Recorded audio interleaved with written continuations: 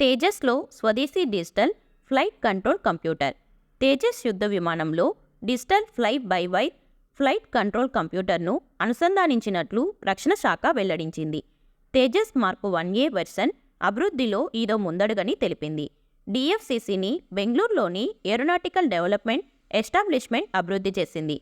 83 Tejas mark 1A కొనుగోలుకు రక్షణ శాఖ హిందుస్థాన్ ఏరోనాటిక్స్తో 48,000 కోట్ల విలువైన ఒప్పందాన్ని చేసుకుంది. స్వయం స్కీమ్ ప్రారంభించిన ఒడిశా సీఎం. గ్రామీణ, పట్టణ ప్రాంతాల యువత కోసం ఒడిశా ప్రభుత్వం స్వతంత్ర యువ ఉద్యమీ పథకంను ప్రారంభించింది. ఈ పథకం కింద యువత కెరీర్ లక్ష్యాలు సాధించడానికి వడ్డీ లేని రుణాలను మంజూరు చేస్తుంది. హర్యానాలో వనమిత్ర పథకం ప్రారంభం. పర్యావరణ పరిరక్షణ కోసం హర్యానా సీఎం మనోహర్ లాల్ ఖట్టర్ వనమిత్ర పథకాన్ని పోర్టల్ను ప్రారంభించారు. 1.80 లక్షల వార్షికాదాయం ఉన్నవారు వనమిత్రులుగా పేరును ఈ పోర్టల్లో నమోదు చేసుకోవచ్చు. ప్రతి వనమిత్ర 1000 మొక్కల వరకు నాటుకోవచ్చు. ఒక్కో గొయ్యికి 20 రూపాయలు, నాటిన ప్రతి మొక్కకు 30 రూపాయలు ఇస్తారు. మొక్కల నిర్వహణ, భద్రత కోసం అదనపు చెల్లింపులు చేస్తారు. కేరళ స్కూళ్లలో వాటర్ బ్రేక్. ఎండలు పెరుగుతుండటంతో స్కూల్ విద్యార్థులకు లంచ్ బ్రేక్ ఇచ్చినట్లుగా వాటర్ బ్రేక్ ఇవ్వాలని కేరళ ప్రభుత్వం నిర్ణయం తీసుకుంది. విద్యార్థులు డీహైడ్రేషన్కు గురికాకుండా తగినంత నీరు అందించేలా చూడాలన్న లక్ష్యంతో వాటర్ బేల్ విధానాన్ని అమలు చేస్తుంది. ఉదయం 10:30కి, మధ్యాహ్నం 12:30 గంటలకు 5 నిమిషాల చొప్పున ఈ బ్రేక్ ఉంటుంది. తమిళనాడులో పీచుమిఠాయి బ్యాన్. పీచుమిఠాయి రంగురంగుల్లో ఉండేందుకు కొత్త రసాయనాలను వాడుతున్నట్లు తాజా పరిశోధనలో తెలిసింది. ఈ రసాయనాలు క్యాన్సర్ కారకాలుగా తేలడంతో తమిళనాడు ప్రభుత్వం పీచుమిఠాయి విక్రయాలపై నిషేధం విధించింది. ఇటీవల పుదుచ్చేరి ప్రభుత్వం దీనిని బ్యాన్ చేసింది. పంజాబ్ స్టేట్ ఐకాన్గా గిల్. రానున్న లోక్సభ ఎన్నికల కోసం పంజాబ్ స్టేట్ ఐకాన్గా యంగ్ క్రికెటర్ శుభ్మన్ గిల్ను నియమించినట్లు ఆ రాష్ట్ర చీఫ్ ఎలక్టోరల్ ఆఫీసర్ వెల్లడించారు. 70% ఓటింగ్ జరిగేలా ప్రజలకు అవగాహన కల్పించే కార్యక్రమాల్లో గిల్ పాల్గొననున్నారు.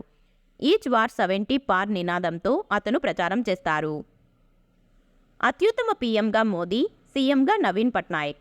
దేశంలో అత్యుత్తమ ప్రధానిగా ప్రధాని మోదీ నిలిచారు. 44% ప్రజాదరణతో అగ్రస్థానంలో నిలిచారు. మూడ్ ఆఫ్ ద నేషన్ పేరుతో ఇండియా టుడే దేశవ్యాప్తంగా 35,801 మందిపై సర్వే చేసి ఈ విషయాన్ని వెల్లడించింది. వాజ్పేయి 15%తో రెండో స్థానంలో, ఇందిరాగాంధీ 14%తో మూడో స్థానంలో, 11%తో మన్మోహన్ సింగ్ 4వ స్థానంలో నిలిచారని తెలిపింది. దేశంలో అత్యంత ప్రజాదరణ పొందిన సీఎంగా ఒడిశా సీఎం నవీన్ పట్నాయక్ తొలి స్థానంలో, యూపీ సీఎం యోగి ఆదిత్యనాథ్ రెండో స్థానంలో, అస్సోం సీఎం హిమంత బిశ్వ శర్మ మూడో స్థానంలో నిలిచారు. భారత్, గ్రీస్ ద్వైపాక్షిక ఒప్పందం. సైనికుల కోసం రక్షణ ఉత్పత్తుల అభివృద్ధి, తయారీలో కలిసి పనిచేయాలని భారత్, గ్రీస్ దేశాలు నిర్ణయించాయి. భారత్లో పర్యటించిన గ్రీస్ ప్రధాని కిరియాకోస్ మిట్సోటకిస్ ప్రధాని మోదీతో ద్వైపాక్షిక చర్చలు జరిపారు. ఫార్మా, వైద్య పరికరాలు, ఆధునిక సాంకేతిక, innovation, skill development, cyber security, agriculture, అంతరిక్ష రంగంలో పరస్పర సహకారం అందించుకోవాలని నిర్ణయించారు. మరాఠా రిజర్వేషన్ బిల్లుకు ఆమోదం. మరాఠా రిజర్వేషన్ బిల్లుకు మహారాష్ట్ర అసెంబ్లీ ఏకగ్రీవంగా ఆమోదం తెలిపింది. ఈ బిల్లు ద్వారా మరాఠా కమ్యూనిటీకి విద్య, ఉద్యోగ అవకాశాల్లో 10% రిజర్వేషన్ కల్పించనున్నారు. ఇప్పటికే ఆ రాష్ట్రంలో 52% రిజర్వేషన్లు అమలవుతున్నాయి. రాజస్థాన్లో ఎయిర్ఫోర్స్ విన్యాసాలు. రాజస్థాన్లోని పోఖ్రాన్లో వాయుశక్తి పేరుతో భారత వైమానిక దళం యుద్ధ విన్యాసాలు నిర్వహించింది. 120కి పైగా యుద్ధ విమానాలు, హెలికాప్టర్లు, డ్రోన్లు, క్షిపణులతో భారీ విన్యాసాలు చేపట్టింది. దేశంలో పొడవైన రైలు సొరంగం ప్రారంభం. దేశంలోనే అత్యంత పొడవైన రైలు సొరంగాన్ని ప్రధాని మోదీ ప్రారంభించారు. జమ్మూలో ఉదంపూర్, శ్రీనగర్, బారాముల్లా రైలు లింకుపై నిర్మించిన ఈ సొరంగం పొడవు 12.77 కిలోమీటర్లు. దీనిని T50గా పిలుస్తారు. ప్రపంచంలోని మోదీ పాపులర్. ప్రపంచంలోనే అత్యంత ప్రజాదరణ కలిగిన దేశాధినేతగా ప్రధాని మోదీ మరోసారి తొలి స్థానంలో నిలిచారు. ఇండియాలో ఆయన నాయకత్వాన్ని 78% మంది సమర్థిస్తున్నారని యుఎస్కు చెందిన మార్నింగ్ కన్సల్ట్ అనే సంస్థ వెల్లడించింది.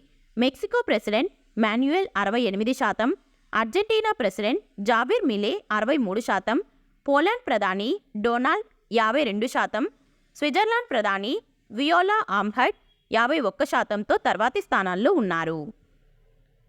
పేదరిక నిర్మూలనకు భారత్ సాయం. మన దేశంతో పాటు బ్రెజిల్, సౌత్ ఆఫ్రికాలో పేదరికం, ఆకలి నిర్మూలనకు ఐక్యరాజ్య సమితి చేపట్టే ప్రాజెక్టులకు భారత్ $1 మిలియన్ విరాళం అందించింది. యుఎన్లో భారత రాయబారి రుచిరా కాంబోజ్ ఈ చెక్కును UNOSSC డైరెక్టర్కు ఇచ్చారు. ఈ 3 దేశాలు కలిసి 2004లో IPSA ఫండ్ను ఏర్పాటు చేశాయి.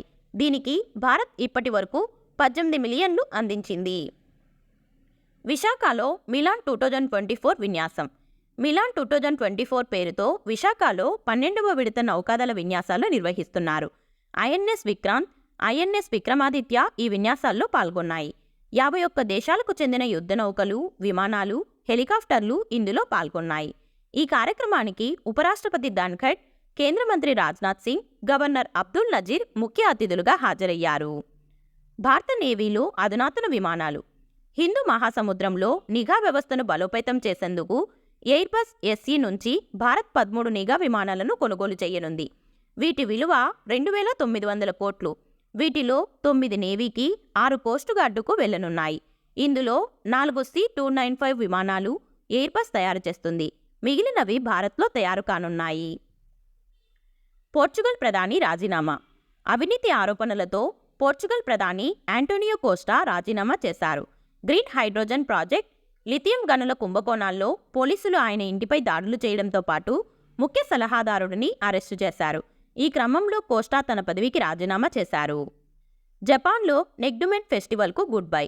1000 సంవత్సరాలుగా జరుగుతున్న ఆచారానికి జపాన్ ప్రజలు ముగింపు పలికారు. ఉత్తర జపాన్లో ఉన్న కొకుసేకి ఆలయంలో చివరిసారిగా నెగ్డుమెన్ ఫెస్టివల్ను నిర్వహించారు. జపాన్లోని విచిత్ర పండుగలలో ఒకటైన సోమిన్ సాయి పండుగను వందలాది మంది పురుషులు కేవలం గోచి ధరించి ఆలయంలో గట్టకట్టే నీటిలో స్నానం చేస్తారు.